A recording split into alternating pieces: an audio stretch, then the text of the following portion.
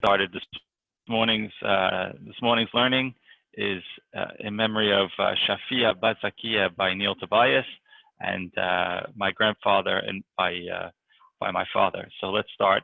משחקי ארץ מותרים, אבל אסור לצייר צורות בארץ, אף לא לחרוץ בקרקע, וכן לא ידחף ברגל דרך משחקיו את האבן, כיוון שהוא מוקצה. Says, so you can't, we've been talking about games that children play on Shabbat and whether or not they're allowed or not. And so now these are games that have to do with playing on the ground, being in the dirt and things like that. He says it's allowed, but you have to be careful, as we've said about other things, not to draw lines and things like that in the sand, and not to purposefully make furrows, holes, burrows, things like that into the ground. That's something. And also playing with stones that are just random stones is not allowed either, because those stones are muktzeh. We'll talk about muktzeh when we get to muktzeh, but okay. אסור לעשות כדורי שלג או בובת שלג, אבל השלג עצמו אינו מוקצה גם אם ירד בשבת.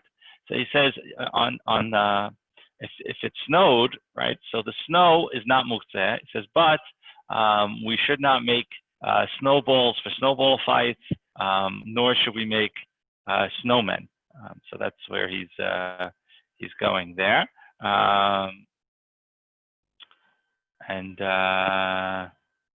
Okay.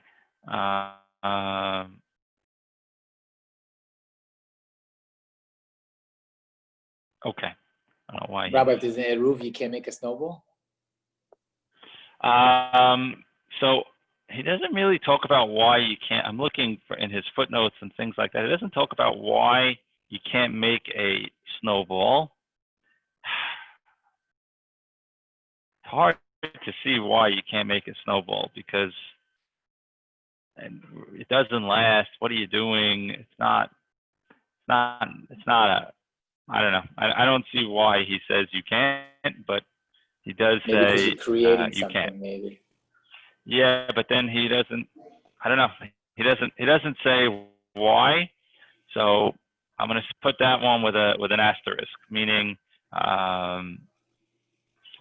he doesn't.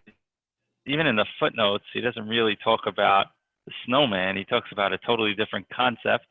So I'm not sure, or the snowball. So I'm not sure why it wouldn't be okay. And I'd say for the kids to play with snowballs, I don't see the problem. Okay. Now the next thing that he says is another winner for us, right? You know, last week we the tennis was an issue. So now he talks about something else that we know a lot of people are opposed to, but we'll come back to this. He says, Asur l'rkov al ofanayim b'Shabbat. He says it's forbidden to ride a bicycle on Shabbat. And give me a minute before we get into this. It says, Aval en imnoat hayeled l'rkov al tzlat ofan b'toch habayit. He says, but children can definitely ride on a tricycle in the house or in the yard. Kevan shnikar shetzatzu hayeled hu. Since it's obvious that it's a child's toy. It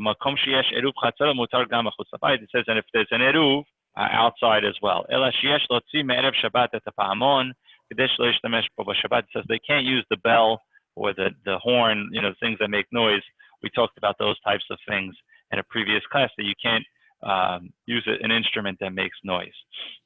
Now, he's quoting here, very interesting. He's quoting the Kafa Hayim, who's pretty strict on it. He's quoting the Yaskil Avdi, which is Rabbi Obadiah Hadaya, Ezra, you're related, from Halab, who also was pretty strict on this.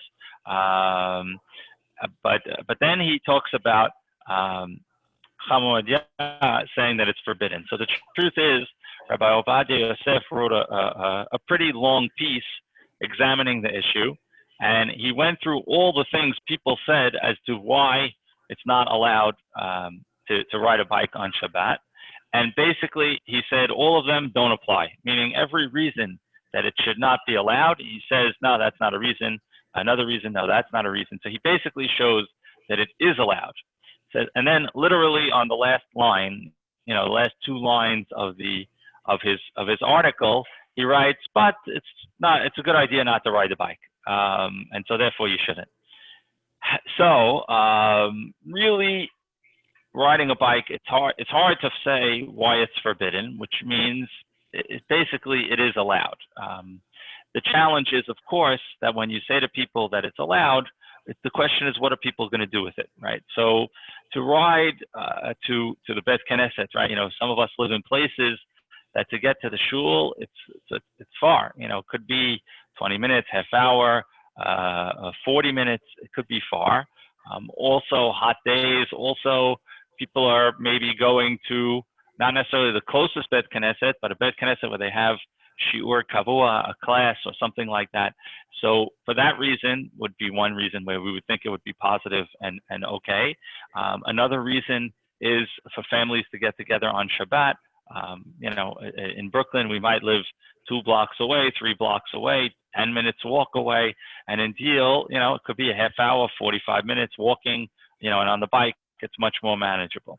So for those reasons, it's hard to say that you can't ride a bike. So I would say that you can ride a bike. However, one of the things that we talked about on Thursday was the idea that intensive exercise is not permitted on Shabbat, and so therefore the bike riding, that's the heavy duty bike riding, the Tour de France type bike riding where you're riding a lot and far, and you're in the whole get up, and so that I would say a person should not do on Shabbat, especially since when you do that kind of riding, you run into another issue which might actually be an issue, which is the issue of Tehum Shabbat, which we didn't really talk about, but the idea that you can't leave a city, or the dwelling area that you're in by a certain level. And when you go on bike rides, the guys that ride 20, 30, 40 miles, especially in New Jersey, it's definitely possible to leave the city limits. And you could ride without doing that, but, the guys that ride, what I'll call west, so there, you get into farmland and things like that, it's definitely a problem. So therefore, to ride that kind of riding, just like we said about running for exercise, really best not to do that on Shabbat. So what we're coming down to is, if you're in an eruv, right? If you're in an eruv, if you're not in an eruv, it's problematic. But if you're in an eruv, to ride a bike to get from one place to another for a good purpose, a Shabbat type purpose, so that's okay. But to do other kinds of riding, which is to do exercise riding, that we're going to say a person should not do that. Okay. Putting air in the tires is not allowed, I would assume.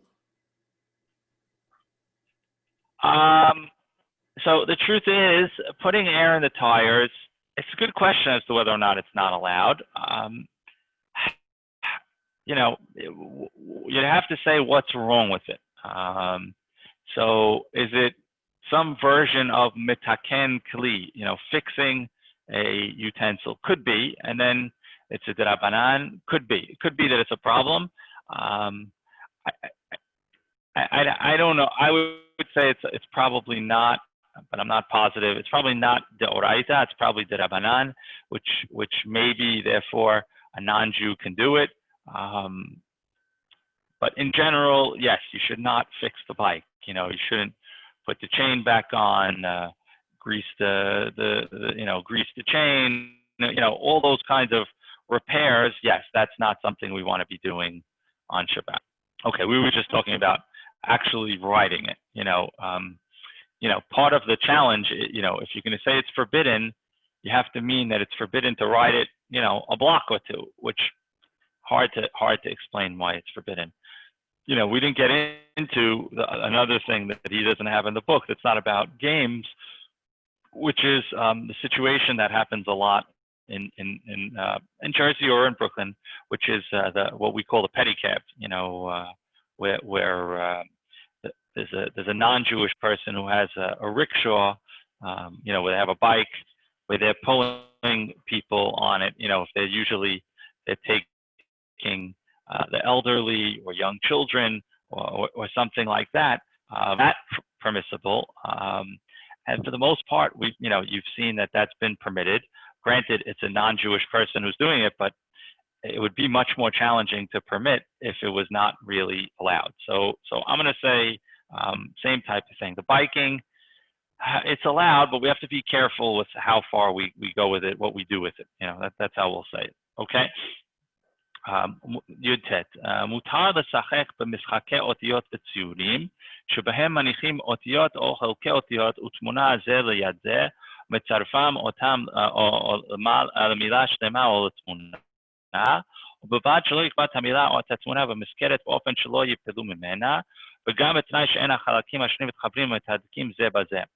He says you can play, basically he's talking about Scrabble or some version of Scrabble, right? Where you're taking letters and you're putting them one next to another. Why would you even think it's a problem?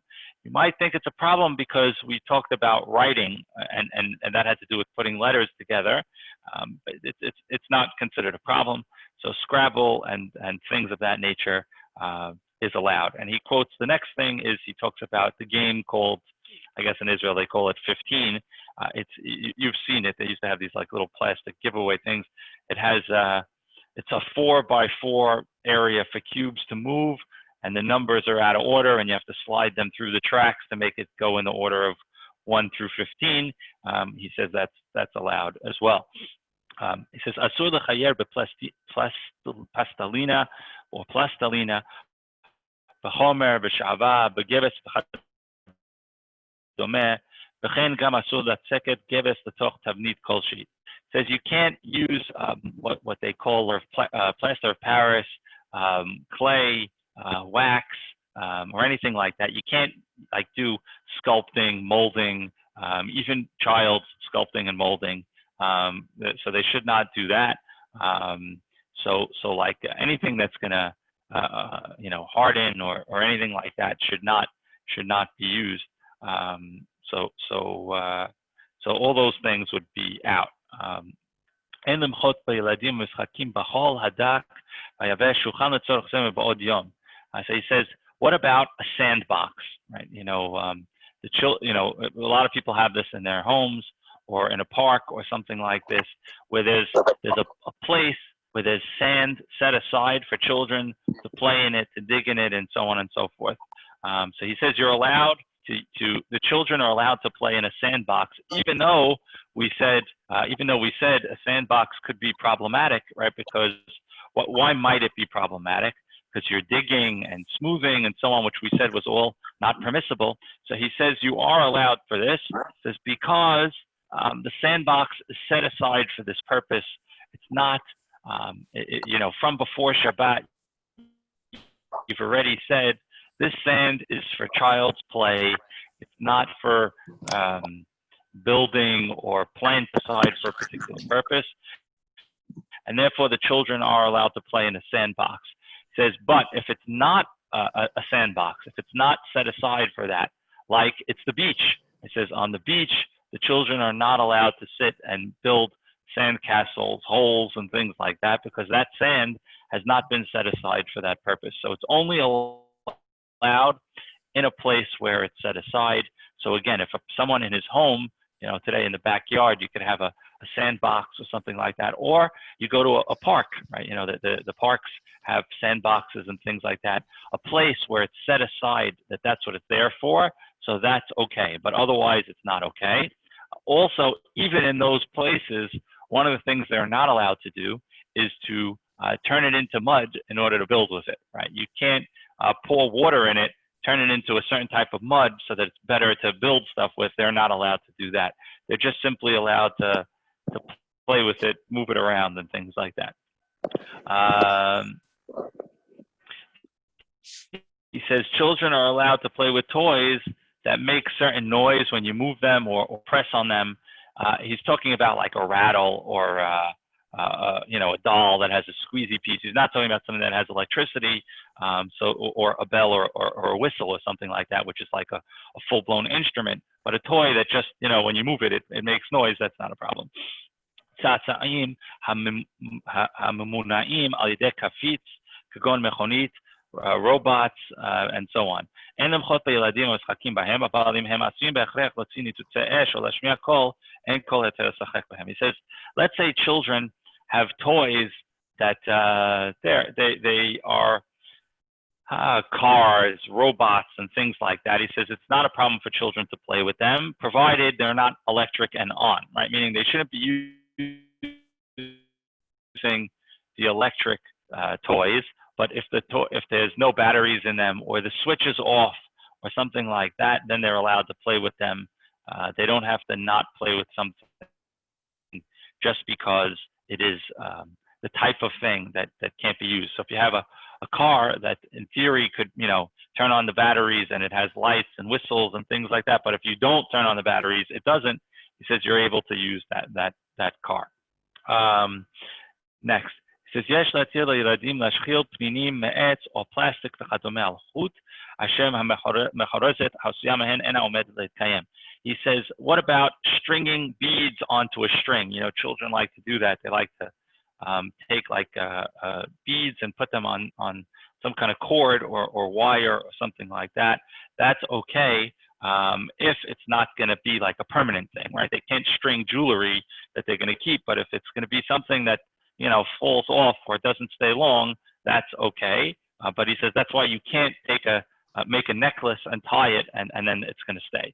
So if they're just stringing things along something, that's fine, but they can't turn it into something that's more permanent. Okay. מותר להתנודד בנדנדה ובערסה לתקועים בקרקע או על משקוף הדלת, אבל אסור שיהיו קבועים באילן אפילו מצד אחד, כי השימוש באילן אסור. So he says you're allowed to use a swing or a seesaw or something like that. Those are allowed. Children are allowed to play on those things. But if you remember, we talked about using a tree, and using a tree is a problem. So a tree swing could be a problem on Shabbat. מותר להכניס תמונות לאלבום תמונות, ובלבד שלא ימיין את התמונות לפני סידורם באלבום, לא ידביק את התמונות באלבום, וגם לא יכניס לתמונות האלבום יפני, כי הרי התמונות נדבקות בתוך האלבום. He says you have to be careful. He says you're allowed to take pictures out of an album or go through pictures. He says you have to be careful not to use glue or something like that to put them in an album.